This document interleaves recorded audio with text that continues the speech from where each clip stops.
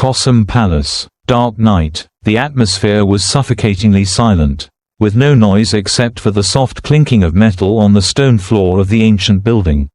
President Ibrahim Traoré, 39 years old but full of experience and sharpness, sat alone in his office, his eyes unblinking, completely focused on his work. No coffee, no need for anything to stay awake because alertness had become his instinct. Late at night, when everyone in the palace had fallen asleep, he felt that this silence was somehow unusual. The feeling in his gut was undeniable. The smiles in yesterday's meetings, the friendly greetings, all carried an air of artificiality that he couldn't ignore. Suddenly, a small envelope, with no name or postmark, was handed to him. Ibrahim's heart skipped a beat. It was an unexpected appearance in this dark night. He opened the envelope and looked at the paper inside. Only 4 short words were hastily written, with no marks except for the urgency: "Be careful. It's inside." His eyes narrowed. It wasn't worry, but caution. Instantly, the warnings from an old friend, the subtle signs in recent meetings, all started to connect. A list of names appeared, and he realized that among them were people he had deeply trusted. Some were longtime comrades, people who had fought by his side.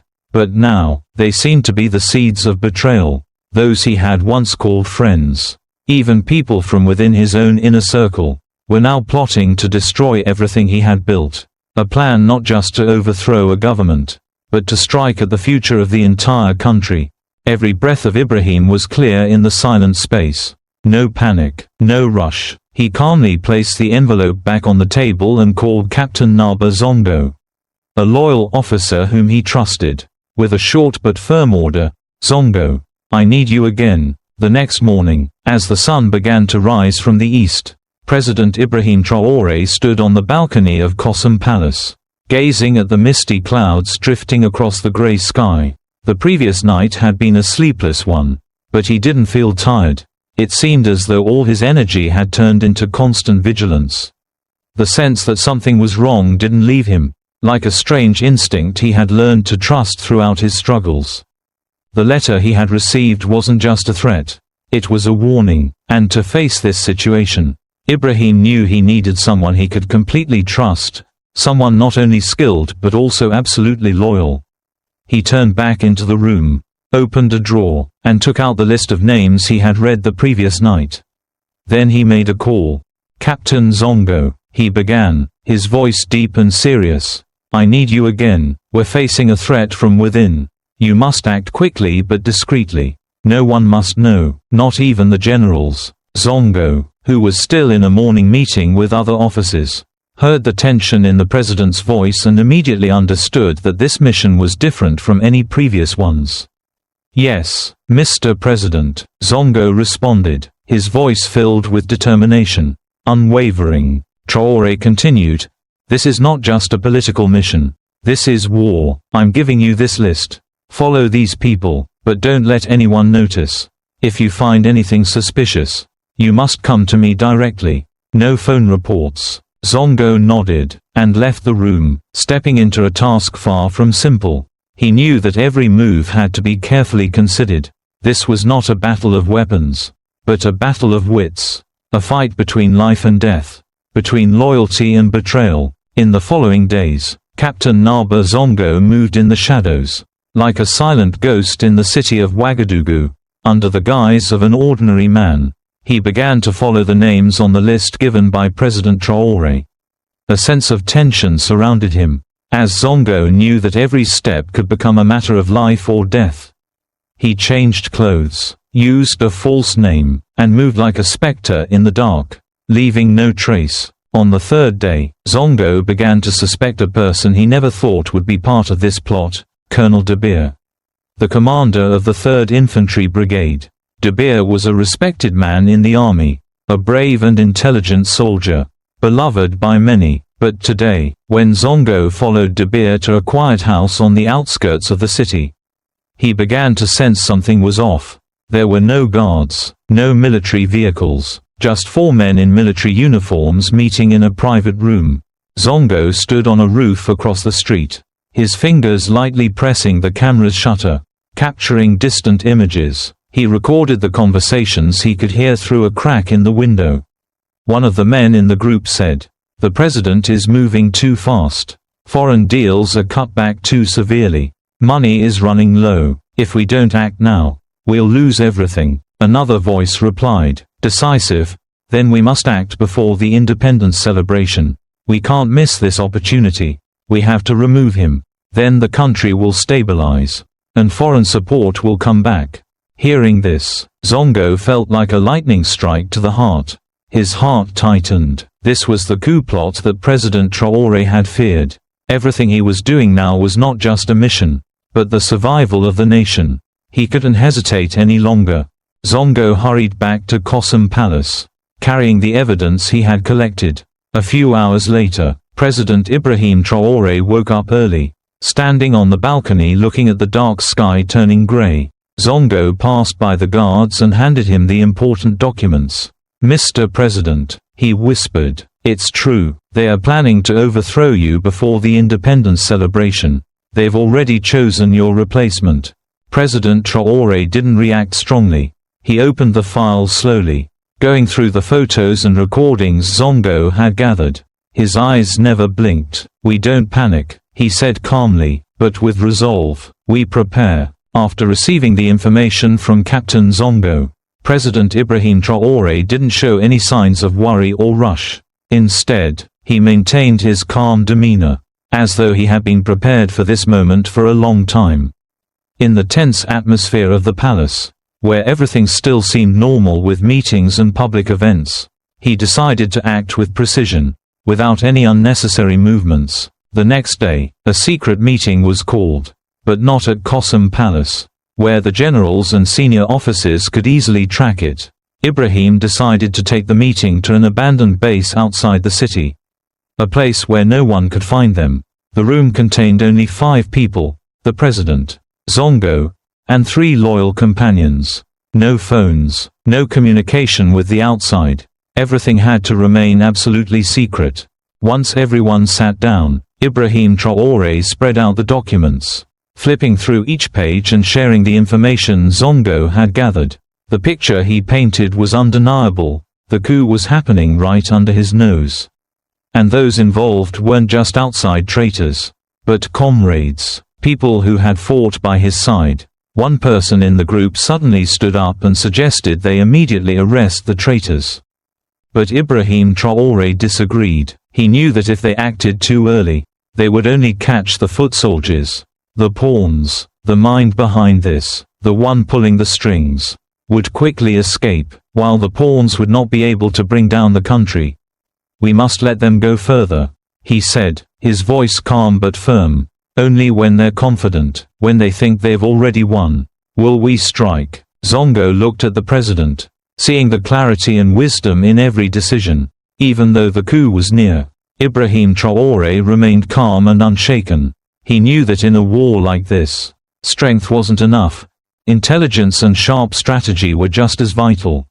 "We will wait," he confirmed, "and when the time comes, we will finish them." In the following days, President Ibrahim Traoré lived a double life. To the public, he was a strong leader, appearing at meetings, speaking before crowds, always smiling and shaking hands with officials. But behind that mask, he was a shrewd strategist, constantly moving, calculating every step. Every meeting, every visit had one single purpose: to prepare for an inevitable showdown. Zongo, with his special mission, silently followed the traitors. He tracked their secret meetings, their rushed trips, and the shady exchanges of money. The sense of tension overwhelmed him because Zongo knew that any misstep could lead to failure. However, he couldn't show any sign. Everything had to happen in total silence. President Traoré, during these days, didn't just work with his loyal generals but also directly check the situation with the army. Securing key points like the airport, the national radio station, and the barracks. He also began rallying his supporters, reinforcing their trust in him, ready for the upcoming confrontation. Private meetings between him and trusted commanders took place quietly. Ibrahim never showed any sign of worry. only discussing tactics and necessary actions to protect the country. But deep inside, he knew time was running out. The coup was drawing near, and he was also ready for a final showdown, where justice would prevail, and his country wouldn't be torn apart by traitors. "We must keep the faith," Ibrahim said, his voice deep but resolute. "This is not just a political battle. This is a battle to protect the people, to protect our future." The room fell silent, but the eyes of the loyal soldiers remained unwavering. They were ready, just like their president. This fight wasn't just about power. It was a fight about patience and strategy. President Ibrahim Traoré didn't rush to act, even though the time was near. He knew that in situations like this, every step had to be calculated carefully, so the enemy wouldn't know what was waiting for them. While the traitors thought they had already won, the president remained calm, never showing any sign of worry. In the final days before the coup was to take place, Zongo, along with his team, continued working tirelessly. He followed the traitors closely, tracing the signs they left behind. At night, the secret meetings still took place. But now Zongo knew that everything wasn't just about strategic plots. It was a battle of wits between life and death. President Ibrahim Traoré received a report from Zongo early in the morning, and he was ready to act. The price of silence had been too great, but when the time came, he knew he couldn't delay anymore. He called the final meeting, and only the closest people were invited. They didn't need explanations. Everyone clearly understood their purpose. This was a fight for survival. "We are not just protecting this country," Ibrahim Traoré said, his voice steady with no hesitation. "We are protecting the faith of the people, protecting the values we have built from the beginning." By preparing thoroughly, he not only maintained stability within his ranks but also shocked the traitors. That night, the coup plotters' plans unraveled like a deadly game they thought would succeed. But they were wrong. The entrance to Cossom Palace was locked tight, the main doors under the control of loyal troops. The traitors were trapped in a snare they never saw coming. Inside the palace, the dim light from the lamps illuminated President Ibrahim Traoré's face. He knew that a new chapter of the nation's history had begun. And this time, he would not let the traitors have a chance. The next morning, as the first rays of the sun lit up the capital, Ouagadougou, the atmosphere in Cossom Palace was still filled with silence. But behind that quiet veil was a powerful transformation.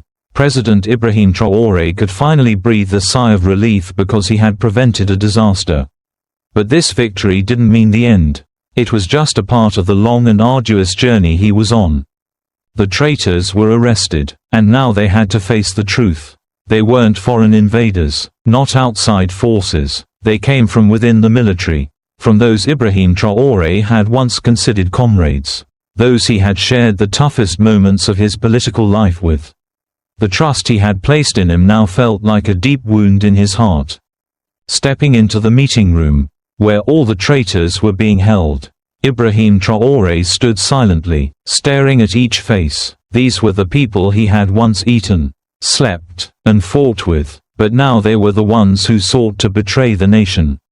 To betray him. His eyes didn't show anger or fury. They were cold, unyielding. "You have betrayed not just me, but the very country you swore to protect," Ibrahim Traoré said, his voice echoing in the tense room. "But I don't want you to be punished only for your crimes.